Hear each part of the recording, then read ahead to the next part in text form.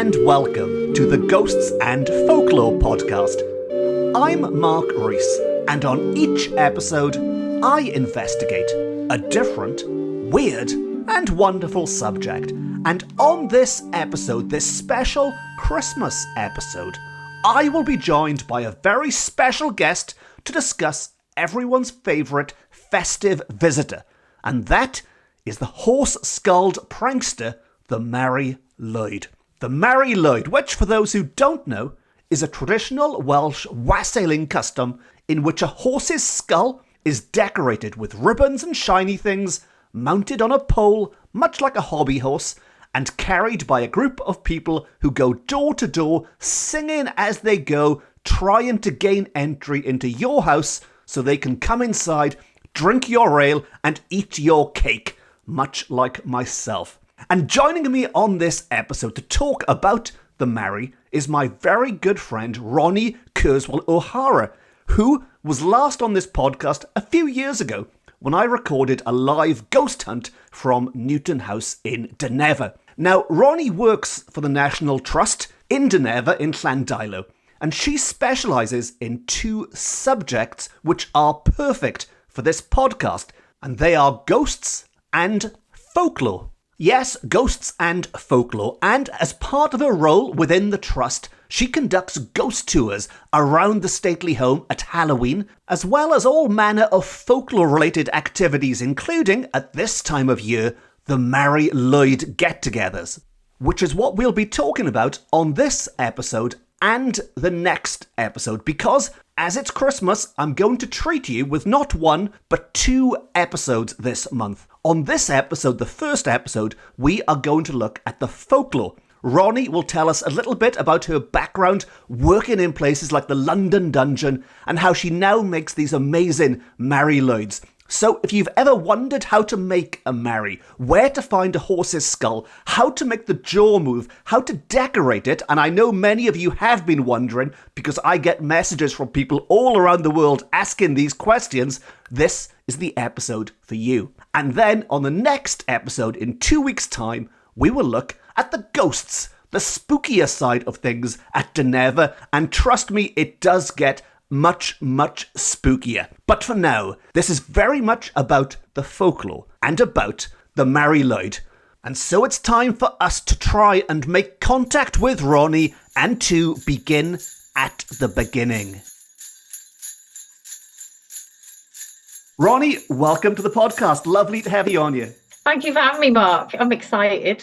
Now, the last time you were on here, you weren't as a guest as such. That was me following you around recording that ghost hunt we did in Dinefwr. Can you just explain to people what your role is there and how that all came about? Well, I've been interested in supernatural and ghosts, folklore since I was very young.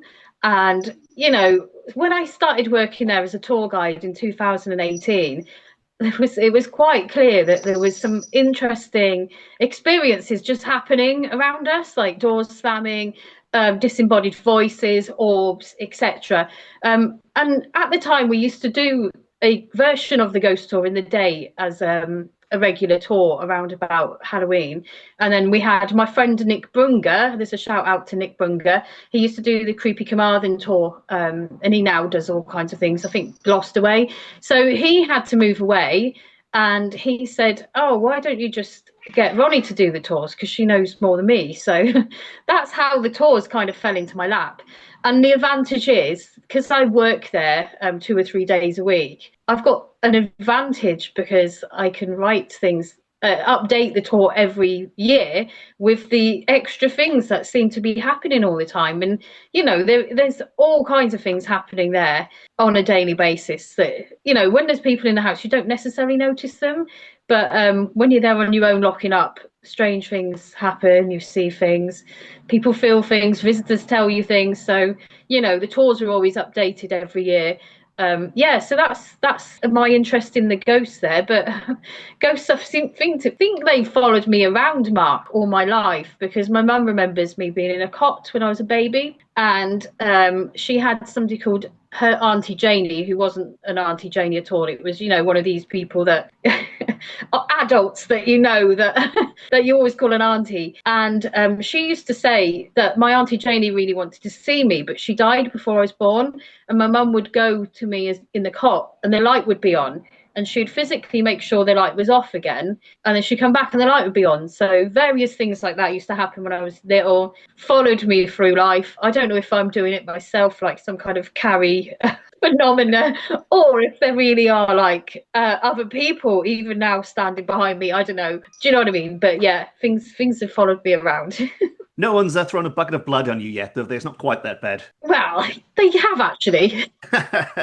Of course. Well, actually, I don't know if that ties into my next question, because I was going to say, before arriving in Wales, you've got lots of experience, haven't you, in these kind of tours and what we could say is the darker end of things. Then, do you want to say a little bit about your past experiences leading up to Dinefwr? Yeah, well, Mark, you're probably talking about when I used to work at the London Dungeon, I believe. And I absolutely loved it there. I was confined in jail, in the dungeon, for 4 years, a 4-year sentence, and during which time I devised lots of shows, like the torture shows where people have the implements demonstrated on themselves. All done in a safe manner, obviously. I used to write about the plague. I made all the costumes there, and for that reason, when I left there in 2001, I was still like on remand in a way, because they used to come to me for the costumes until this year, so I was still making costumes for the London Dungeon for many years. Yeah, and I loved it. The horror aspect, walking around as a dead person with a backstory that you could make up, was absolutely brilliant. And I think I better just explain the bucket of blood situation, because in case somebody's that wasn't a joke, then. No, actually, no, it wasn't. So I used to be in this band called Toxic Shock Syndrome. And my favourite band, one of my favourite bands, apart from Killing Joke, is actually the Virgin Prunes. And they would cover themselves with blood. They would go on stage with bits of pig offal, etc. They're an Irish band. Friends around about the time of U2. They're still putting stuff out now, but they're not going. It's like re-releases. And so I used to idolise them, and then I had this band, a sort of industrial band, when industrial sort of came out around 1990, 92. And yeah, we used to just cover ourselves with blood and go on stage and just look horrific. A combination then of the London Dungeon and covering yourself in blood to play industrial music led to this career in Welsh ghosts and folklore today. What a strangled path. Yeah. We're missing a chunk, which is how we know each other, because of course, I was well known. Yeah, I was well known in the burlesque circuit for bringing dead characters to the stage. So all of my characters were dead people, including Queen Victoria. And one of my most famous and favourite acts was the Dark Annie act, which is one of Jack the Ripper's victims. And I was a bit obsessed with the Jack the Ripper story. And that's another case of me covered myself in blood on stage.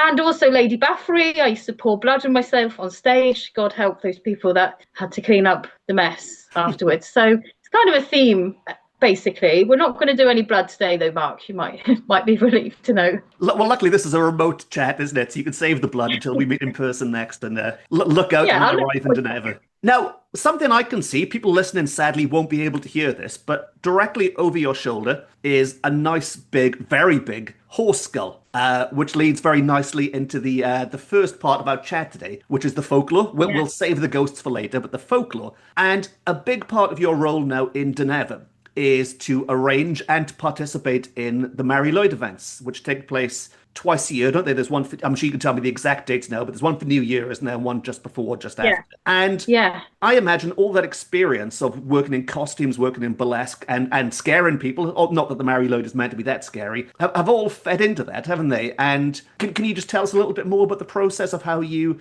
make that magic happen? Well, it's interesting. So I mentioned burlesque earlier. I'm just going to pick this one up because hello. Oh, yes. And again, for people who can't see, this is a much cuter, smaller scale Mari Lwyd. Yeah, so actually, what it came from, Mark, was when I was doing burlesque, and I wanted to do, because I obviously interested in folklore. I've got that the Pastimer, that's my little folklore and weird history page on Instagram. And I thought, I could do a burlesque act as the Mari Lwyd, but I don't know how I thought it was going to work with a massive horse's skull. It just wouldn't have worked. So I wanted to do it, and I met some people in Dinefwr. So it's not directly at Dinefwr that I do this. We do this everywhere, but it just so happens we do it at Dinefwr as well. And actually, hold on a sec. This one is Mari Lwyd Dinefwr. For anyone listening, I'm just holding up Mari Lwyd Dinefwr, a much smaller, more manageable skull. So I've got a few Mari Lwyds, as people are probably seeing here. So I wanted to do this thing. I thought it'd be excellent. For many years, I didn't know how to do it. Then I came across Eva and Graham, they are fantastic people. They live at the Cymdi Inn, which is a 17th century coaching inn. And Eva plays the Welsh pipes, and Graham has Mari Lwyd Rosili. So they are the ideal people who I just happened to fell into their path. And we just casually, they were strangers to me at the time. We just started talking about the Mari Lwyd, and they said, "Oh, let's do it." So we did it. Yeah. Mari Lwyd Valor came into action on that year, and she is huge. She's made with a workhorse skull. It's really heavy. And at the time, we knew this storyteller called Kerry Phillips. He and I were doing storytelling together. That's how we met. And he really wanted to do the Mari Lwyd as well. So it just seemed to be a collection of people at the same time that came together with the same idea. So he was the only one that could manage this one. And boy, did he manage it. The first outing of that one, he went into some kind of trance and transformed himself. He's got a druid ancestry, actually, and that's why he wanted to be a storyteller, to tap into that bardic influence. And when he went into Valor, the one behind me there, he just was leaping around. If anyone's picked that up, it really is a massive chunk of bone. It's your Shire horse head. And so we were quite amazed. He was leaping around, going wild in it. Mari Lwyd Rosili was with us, Graham inside that, being a little bit naughty, ripping off people's hats. And that first outing was in Dinefwr. And then a week later, we went and did the same thing in the Botanic Gardens. I don't know if they were quite ready for it, because I think they were it felt like a bit more of a polite event with some Welsh Christmas country dancing, which was beautiful. And then we came along with our green man as well. I mustn't forget about the green man, Bob. He always has to be with us, playing his zither. So we arrived at the Botanic Gardens, and we're kind of, our take on it, we're kind of like a bit anarchistic, I would say, not like the polite going around in Victorian garments, knocking on doors and singing politely. If we knock on your door, we want you to open the door to us, basically, in kind of a threatening manner. So that's how that all came about. It's evolved because Dinefwr really, really love it. Holly, particularly, and Catherine in Dinefwr, they absolutely love the Mari Lwyd. So every year it's part of the Mari Lwyd, of Dinefwr events calendar. On the 31st, they've got Mari Lwyd Larcher. That group, some friends are in that group, and they do songs. They're more song-based. We will be there on the 3rd of January doing some rituals. We are mainly women, and we tap into that female energy. It comes from with us is like the festival of Epona, the Celtic festival of Epona, where they worship the energy of the horse and take upon the feminine energy, and the drums of the heartbeat. And it's quite a different experience, and that's why I like it, because every group that's got a Mari Lwyd has a different take on their own tradition, and they make it their own. There's nobody's going, oh, it's got to be this, because it hasn't got to be anything. As we know from folklore, things change depending on who interprets it. So that's a really good point. And there's loads in there for me to pick. I've been scribbling away notes there. There's so many things for me to pick up on. I was thinking as well, you mentioned about the potential Mari Lwyd burlesque thing. I mean, Mari Lwyd is a mischievous character. And you've got no idea what they're wearing underneath that sheet. So there could be anything going on there. So maybe the Mari Lwyd could work as a burlesque figure. But you mentioned sort of almost sort of subverting the folklore there, because traditionally this is something that goes door to door, knocking on doors and singing. Most people don't really do that now. You have Mari Lwyds walking around orchards and things instead. It's all been adapted. One big thing you've mentioned is it's all women. Whereas traditionally, it might have been all men doing this, even though the Mari is a feminine. It's men dressing up as a female horse, isn't it? So in a way, exactly. you're taking that tradition then and then putting your own modern day spin on it. Is that fair to say? Yeah, well, that came from when I met Eva, because Eva's a bit of a feminist, and I'm kind of like an anarchistic feminist, or I have been. That band I mentioned actually was called Toxic Shock Syndrome, and we were labelled as part of the Riot Girl movement, which was a feminist sort of punk movement emanating from America. But we were more like kicking the door in, whereas they were like, oh, hi, we're women, we can play F you, oh, so polite. But obviously entering the stage covered in blood wasn't that polite. So yeah, I come from that angle, just accidentally meeting Eva and Graham. They are of the same mindset. And it's quite interesting because a lot of these cultures around the world have a version of a Mari Lwyd or a horse head in some way, and it's connected to femininity, and it celebrates femininity. But it's quite strange. In this country, it seems to be driven by the men. But I feel like if we go further back in history enough, it was actually to celebrate women.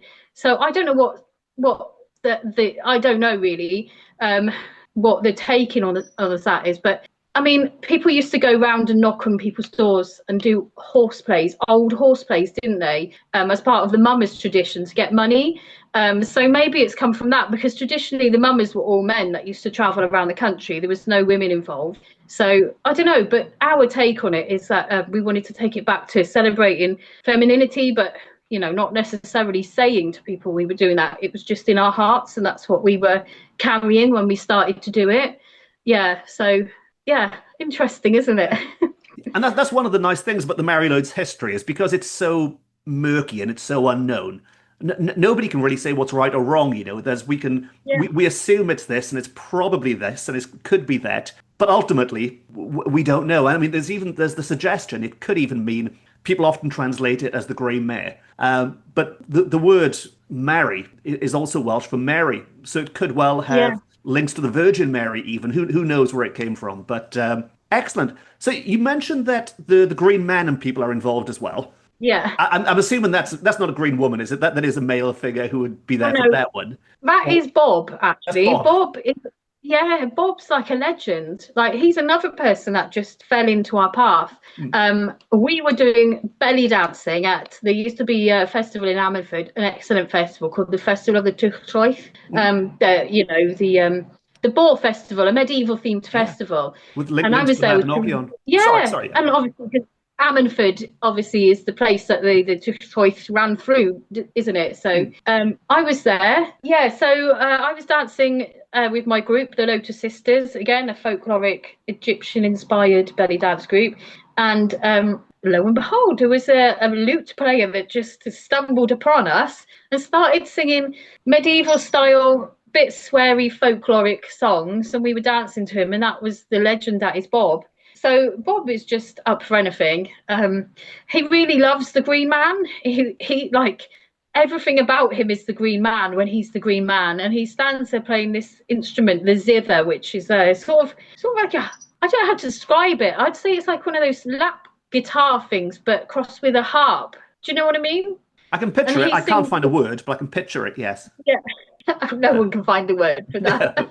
So he sings kind of folkloric songs, but with the odd disguised under meaning to them.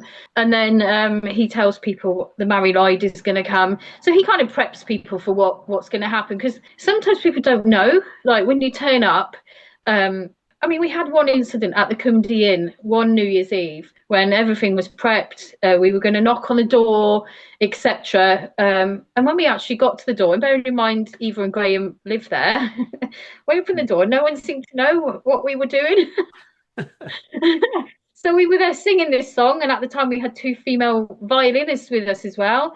There was a whole band of us on that New Year's Eve. It was so beautiful. I don't know if you've been to Cymdi, Mark. Yeah, Cymdi I'm familiar with. Yes. I'm not sure about the pub, but Cymdi, the area, yes. Yeah, it feels like time's sort of forgotten the place, but in a good way. So you're out in the street, and it was New Year's Eve. The sky was clear, loads of stars. You could hear water. It was amazing. It was as if we were back in time. It really felt weird. And then we were singing at the door the verses. I'm not going to sing them for you now because my voice is rubbish. Ow. I pretend to sing along with everyone else, but if anyone heard me, they definitely wouldn't open the door. So we did that, and no one opened the door. And then in the end, Mari Lwyd Vasili ended up kicking the door in of the Cymdi Inn. And then we went around doing our thing. And Mari Lwyd Vasili was very naughty, stealing people's sandwiches. And people were getting a bit annoyed, saying, "Oh, well, this one's stolen our sandwiches." So we went off. We went off down the street and knocked on a few doors of the villagers in Cymdi and ended up in a Scottish lady's house, which was quite interesting.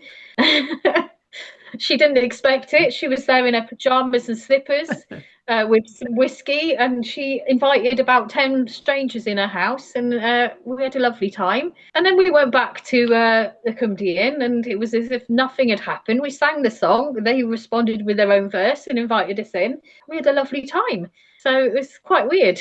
I was going to say, did she give you whiskey? And I thought maybe that's too stereotypical. But no, the Scottish lady did give you whiskey then when you knocked the door in the middle of the night. Yeah, not for me. She made me a cup of tea because I was driving, designated driver and all that. Of course. But everyone else had an absolutely lovely time because she wasn't shy on the whiskey. But yeah, that's why we need a character like Bob to be on the inside in case people do that, basically. That was a long way of explaining Bob, really, wasn't it? Yes, and I was thinking as well with Bob, because he's, just to explain to people as well, the green man, the foliate head, it's not just painted on his face, it's not a mask, it is the full body thing, isn't it? He's head to toe. Oh, yeah. He is green, isn't he? He's green man. Yeah, he is green. And depending on if it's after the solstice or not, he can be the Holly King or the Oak King, because obviously when there's the battle of that on the 21st or the solstice, whenever that is, I think it's the 21st, isn't it, of December?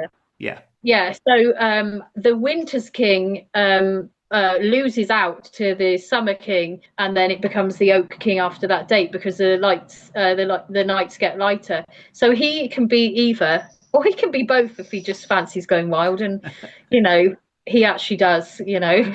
Bob's like an enigma, though. We don't know how old he is. Like, he's had an interesting life. He just seems to be. He used to be the apothecary bloke in the Botanic Gardens. So yeah, it's just a mystery. Yeah, and depending on what time of year you catch him, that'll depend what costume he's wearing. He could turn up in anything. Excellent. Oh, he has done. Yeah. We've seen him turn up as the White Rabbit, and yeah, a random time of year. Just Alice in Wonderland, White Rabbit. Is that? Well, more like a spring type thing. I don't know, but like it's there's no one like Bob. He's a legend. Right, there's a future guest lined up there, isn't it? Let's get Bob on and find out what's going on. Excellent. So anyone listening to this, I'm hoping, because I know this happened in the past with the ghost hunt and things, people listening to this might think, I quite fancy going to Dinefwr now and seeing you in action and seeing the Mari Lwyd going on. So did you say it's December the 3rd you're going to be there this year? And so December 31st, that's Mari Lwyd last year. So December 31st. People can come on both days. Yeah, and people can, it started off quite small, and now it has to be outside because hundreds of people turn up. So Mari Lwyd Larcher, it's Viv, Phil, Caroline, there's a few others, musicians. They are very folkloric. Phil and Viv have been into the Mari Lwyd for many, many years. I believe their Mari Lwyd, they accidentally found it, and it was like destiny that they were to be a Mari Lwyd group. So if people come on the 31st on New Year's Eve to Dinefwr, they will see that. If they come a few days later, they're going to see something totally different. And when we do it's on the 3rd of January, sorry, I should say, when we do our version of the Mari Lwyd, it involves a ritual. So the tradition is that people have to give the Mari Lwyd money or food or feed the musicians, etc., give them drink. And that was traditionally why they went round to pubs, because that was the hospitality was obviously available. But our version is that we hand around a bowl and people have to take a good thought out of their head. And so the Mari Lwyd then blesses, we generally have 2 Mari Lwyds with us, maybe 3 sometimes, because David Pitt comes with us sometimes. That's the Coppertown Mari. So people put their good thoughts into a bowl. It's all about positivity and thinking like that. And then the Mari Lwyds eat everyone's good thoughts and turn them into prosperity for the year. And then obviously as we leave, I forgot another really important person, which is usually Ruth. it has been a lady called Anne in the past, is after we leave, they sweep out after us. So they're part of the group. We all wear green and white and brown. It's like traditional colours for us.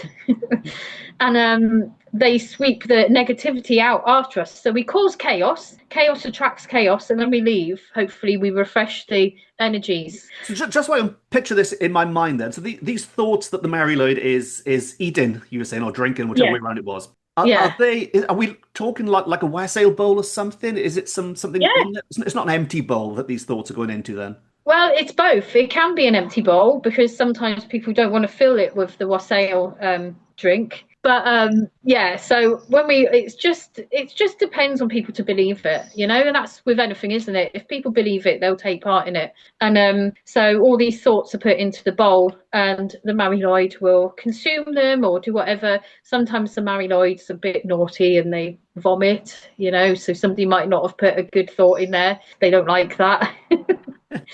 And then we get everyone to be present and look around them and look at the sky and just, it's interesting actually. It's more because we had to adapt it because we were outside.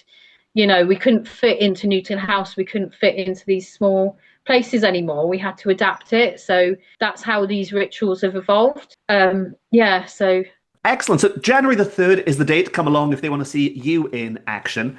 And for those thinking of making their own, because there are a lot of people out there. I mean, you've been doing this for years and years now, but I was on the BBC recently talking about this because people in America are talking about it, thanks to things like Matthew Rees talking about it on Jimmy Kimmel and things. So for people out there who just think the Welsh are mad for doing this, how would you sort of suggest they go about making their own Mari Lwyd to start with? And I guess the key thing there is, do they get a real horse skull or not? Yeah, I think that's the first decision they need to make. I mean, years back, there was some a pack made, wasn't there, where people could make one out of cardboard, sponsored by the Arts Council, I believe. I think it was something to do with the Museum of Welsh Life, St Fagans. So they were, I would say, mainly responsible for bringing it back. And this track package was made. I think David Pitt was something to do with that as well. Yeah. But, that's a cardboard. They'd have to Google that. I can't remember exactly what it's called, but if you're making it out of cardboard, that's a very good template to use, a very good pack. But to make one out of bone or not, and what kind of horse. So this leads me to Valor once again. And Valor means basically of the ground and like of the earth.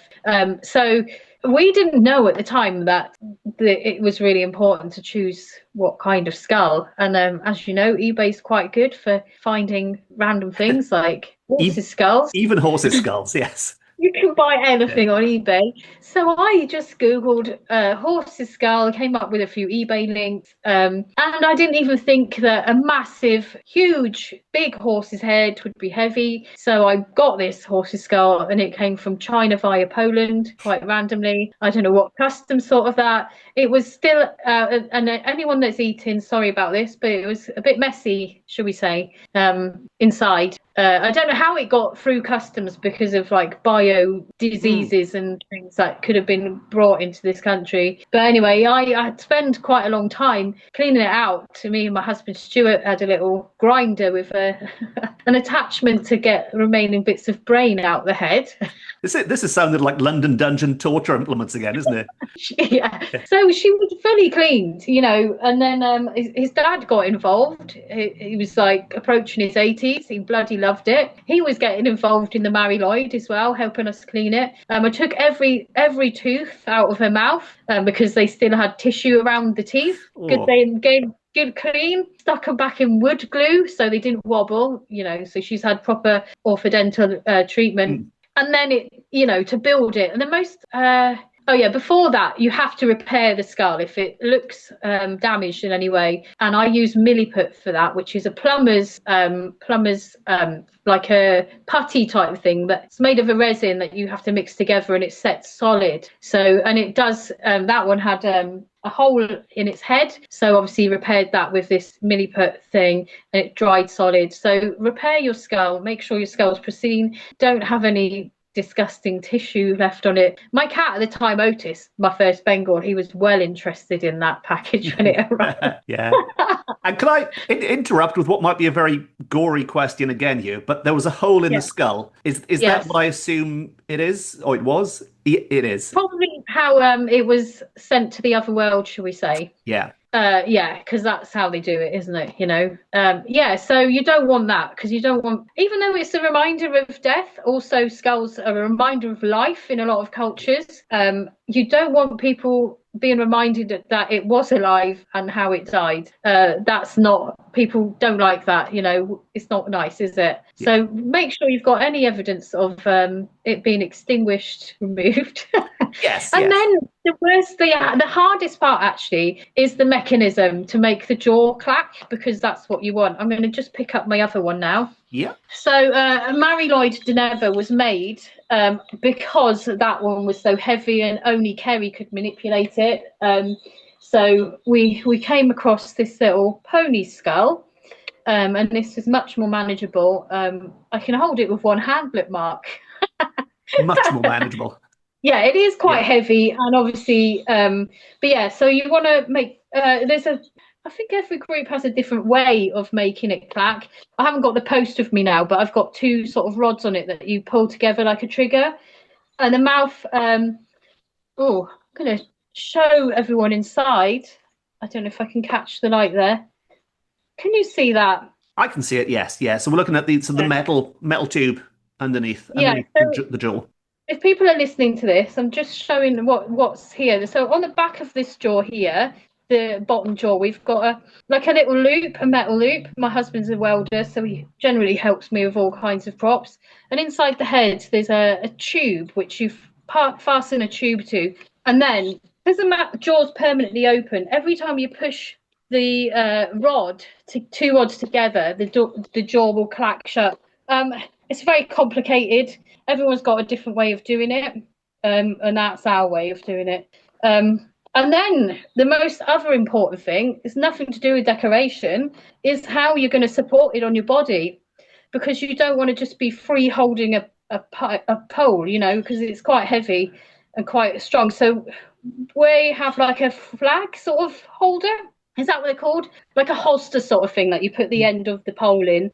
I've seen some with like two something to attach to their chest, so that they're not holding it with their hands at all. They're just operating the mechanism with a hand. So those are the three most important things, I'd say.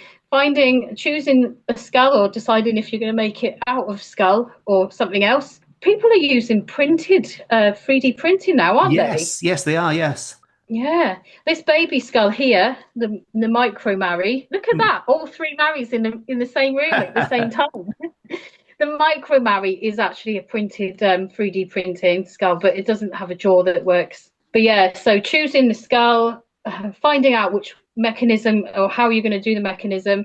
And actually, I've built inside its head with mini put as well to hold that post in place. And then how it's going to attach to you, or the person carrying it, because you don't want them to get any kind of back injuries just because they're walking around with a horse's skull. That is one thing I hadn't, and actually what I'll do, because a lot of this is visual, I will, if anyone listening to this, I will post some lovely pics of Ronnie showing off these elements onto social media afterwards, so everyone can see these images. But the weight of the skull, obviously, that's a huge thing, isn't it? I was in Gower recently, and I was luckily enough, I was able to hold the Gower Mari Lwyd up, and if I had to walk the streets with that thing, I'd be knackered within 10 minutes, never mind hours. So you recommend, I don't know if it's cheating slightly, but a pony skull is much more manageable, isn't it, than a full.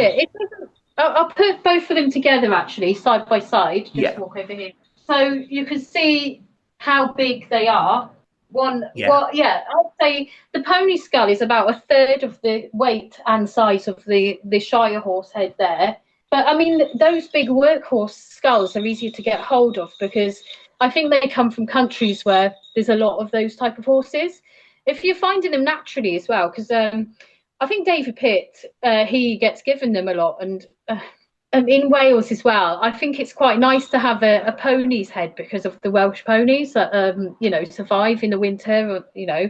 I'm not suggesting anyone's gone and got one of those by any means. Don't steal a pony, no. Don't nick a pony, and don't help it over the bridge, shall we say, just to make Mari But I mean, I quite like the pony more now because of the link to Wales. Do you know what I mean? And Yeah. I would probably say that this is the perfect skull for doing it. So yeah, you got to choose wisely, Mark. I think it looks great. Yeah. And the bit I really really hadn't considered is, I mean, obviously you need to get the mechanism right, and that's a fiddly Yeah, part of it. But what yeah, you're saying about the harness, I assumed, yeah, because again, you can't really see what's underneath that white sheet. I assumed yeah, people were just walking around holding that stick, but it sounds like people then, serious Mari Lwyd people, have got some kind of harness system, and yeah. so that pole is attached to them then. Yeah, you won't be able to last long with just holding a stick. It's very, I mean, if anyone just holds an arm up, just a plain arm with nothing in your hand or anything, that is quite strenuous, Yeah. for more than 10 minutes. So imagine if you're holding something that weighs more than a few stone on the end of it. And actually it's very top heavy because of and you don't want to be a danger to other people as well. So insurance all the way, Yes. PLI. Yes. Yeah. Because obviously, if this massive, I mean, even this small skull fell off and hit somebody on the head, it's going to be an accident claim, isn't it? Let's face it, in these days, especially in America. Yes. Yes. Yeah. So you want to make sure it's securely attached to you. Like I said, we use we put the end of it in a flag pole holster thing. Other people have them attached in a different way, but you've got to be able to make sure that you're not carrying a load of weight, and especially if you're bending down, because like you see a lot of children at these events, and if you're bending down with that big sort of top heavy skull weight at the top, that can put a hell of a lot of pressure on your back. Do you know what I mean? Yeah. And I also should say, the person inside is usually blinded by the drapery. David Pitt's got an excellent little gauze that he puts, so you won't see him, but he can see out. But a lot of the time, people can't see where they're going because they're shrouded in the Yeah. Mari Lwyd costume. And that's why Kerry used to go into a trance when he was in Mari Lwyd Vanna behind us there. Not only was it heavy and quite a lot of physical, took a lot out of him physically to do it, he was completely blinded because he didn't want to see. So everyone had to get out of his way. Yeah. Or then he jumped on with a massive head. Yes. Yeah. But yeah, so there's a few things to consider. Just you want to be able to control the head and not have it control you.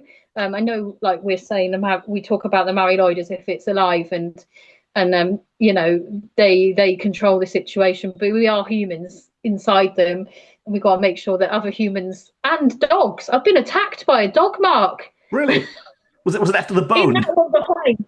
Yeah. So Tamar and I were doing some storytelling, and there was a lady with two dogs, and we were sort of parading around. Tamar was doing a story about the Mari Lwyd, which is why I was in that Mari Lwyd, and a lady was letting her dog sniff me, but I couldn't see a thing. So basically, the dog didn't know what the hell it was. You wouldn't, do you know what I mean? If you were a dog. Yeah. And the dog was going absolutely wild, and she didn't put it back, So couldn't see what was going on. I was trying to shout to Tamar, tell the woman to get the dog away. She couldn't hear what I was saying because it was muffled. But yeah, so it was an interesting situation. I didn't get bitten, but it was not good. Touch and go. Touch and go. Touch and go. Yeah. Dogs Yeah. don't like these sort of things. Cats do, obviously. You've seen my Yeah. cat's interested in these today, actually, Yes. Mark. I don't know if anyone else has seen it, but one of my Bengals, whenever I get the Mari Lwyds out, she becomes quite interested and Yeah. wants to rub her face on them and just get on them and get in them as well. So Yeah. Which is a bit creepy in itself, isn't it? Yeah. yeah. Yeah. Yeah. People think. I think people like to think of all the decorations first, but you have to really consider what the practical aspects. But decorations wise, I would say use something symbolic. Don't just use pretty colours or pretty things. All ours are white because it's purity. Green because of growth and regeneration. This has got the holly and mistletoe. Yeah. People generally Are they plastic? They Yeah, plastic, they are, yeah. they are. I did have real bits on it before, but they just disintegrate, and it's a lot of work really for just making something look nice. So as much as I don't like plastic, there is plastic on here. And we've got pearls for purity as well, Mark, And we've got some apples somewhere, because we also do a lot of wassailing in January in the orchards. So Very for the nice. Mari Lwyd to sleep for the year. Yeah. I think that's an amazing DIY guide to make it now wherever you are in the world. But be careful if you are going to injure people. Yeah. I mean, you mentioned I've had some amazing photos sent to me from America, people in Chicago and Pennsylvania and places. So it really is. It's the creativity is out there. People have made some great Mari Lwyds. And I was just thinking, to wrap things up, we've been plugging the Dinefwr things. It might be a bit short notice, but we're doing an event together as well, aren't we? We are, Mark. Is it the 17th? I should know this. Yeah, the 17th of December, Mark. Yes. We've told about everyone else's events, I but know. Mari Lwyd Dinefwr and her group of ladies, maidens, the Mari Lwyd and her maidens, will be with you, Mark. So you'll get a chance to get us close and personal. I've just realised the grab on her jaw here. That's better. That's much more elegant. So this one here, Mari Lwyd Dinefwr, in all her greenery and finery, is who you'll be meeting. Oh, pine cones, Mark. Pine cones for enlightenment and wisdom. Another feature. What are the eyeballs, actually? Are they? Oh, they're doorknobs. Oh, right. You never would have known. Yeah. Then they looked better than baubles, which is on Mari Lwyd Valor. Like, you can't quite see, but she's got glow in the dark baubles. I don't think they glow in the dark anymore, but she looks quite sinister, actually. I think doorknobs are an improvement. They're nice. She looks more cute, even though she looks like she's got a little frown going on there, doesn't she? She looks like she's frowning. Yes. Yes. Well, if anyone wants to meet the Dinefwr Mari in person as well, then we'll be in the shiny new Swansea Library, which has just opened in the middle of Swansea on the 17th. I think it's 6 o'clock, isn't it? Maybe 6:30. If anyone is thinking of turning up, double check that, or turn up at 6 to be on the safe side. Excellent. So is there anything else people should know about the Mari Lwyd, do you think, Ronnie, or have we covered all the main points? We've covered, people can look at the history. I wrote a script for Cadw a few years ago. Mewn Cymeriad, they've made a short film, and that is on Cadw's website, I think, permanently. And if anyone wants to know the history, especially if you've got kids, because it was aimed for kids, that is a really good little film to watch. It's only like 7 minutes or so long, but tells you all about the history of the Mari Lwyd, where we think it comes from, and the history of mummers and old horse plays, and even something called a puka, Mark. I think they're called pukas. Okay, yeah. In Cardigan. Yeah, that they put on a pitchfork, like a sort of weird bird type thing instead of a Mari Lwyd. I know what you mean, yes, yeah. So there's quite a few traditions that come aside from the Mari Lwyd, and it's not for Halloween. No. Although it might as well be now. The Mari Lwyd turns up any day of the year now, doesn't it? Yeah, we've even woken her up in the summer before to take part in some kind of festival. So she didn't like it. She was quite grumpy, actually, enjoying a kit. She had a lovely dream, actually, Mark, and we woke her up just to take her to a festival. So I know. Sun was shining, and we'll have Krampus for Easter next. It'll all be all over the place. Yeah, exactly. It'll be a bit wild. There we are. Yeah. Excellent. Well, thank you, Ronnie. That's the Mari Lwyd. That's actually the that's the happy side of our chat, because next we're going to turn to ghosts, and I will catch up with you very soon about that. Thank you very much. Yeah, thank you, Mark. Mari Lwyd Dinefwr says thank you. And Merry Christmas. Blwyddyn newydd her. Yeah. Yeah, there we are. I'll put her down now, Mark. Rest your arms. And that brings us to the end of part 1 of this chat with Ronnie. That was the folklore. On the next episode, in 2 weeks' time, things are going to get much darker when we look at the ghost stories and some of the spookier things that take place in and around Dinefwr and Llandeilo. Also, as mentioned, a few years ago, I did record a live ghost hunt at Dinefwr with Ronnie. If you'd like to listen to those episodes, that's episodes 76 is the ghost hunt, 75 explains the hauntings beforehand. So If you wanted the full story, go back and check out episodes 75 and 76. And there is a little mistake that cropped up there that I do need to clear up quickly. We mentioned an event we are doing together. That is going to be in Swansea's new library, the Storfa, which takes place on the 17th of December. But crucially, the time is 5:30. Not 6, not 6:30. 5:30 is kick-off time, where I will be giving a talk about festive folklore, and Ronnie will be making a surprise appearance, although not much of a surprise to anyone listening to this, but she will be making a surprise appearance with her Mari Lwyd crew. As usual, if you've enjoyed this episode and you haven't already, please consider pressing the subscribe button, and you will never miss an episode ever, including part 2 of this Christmas special with Ronnie in 2 weeks' time. And if you'd like more ghosts and folklore over Christmas or any other time of year, you can follow me on social media, or of course you can pick up 1 or 2 of my books, which are available from all good bookshops, offline and on, and they do make great Christmas presents, even if I do say so myself. All of which just leaves me to say thank you very much for listening. Diolch yn fawr iawn am wrando. I've been Mark Rees. This has been my Ghosts and Folklore podcast, beaming to you from Wales to the world. And remember, they do say in the Alpine regions that if Krampus visits you this time of year, on his travels with St. Nicholas to punish the naughty, he can be appeased with schnapps. Well, it turns out in Wales, the Mari Lwyd can be appeased with a good, strong Scottish whiskey.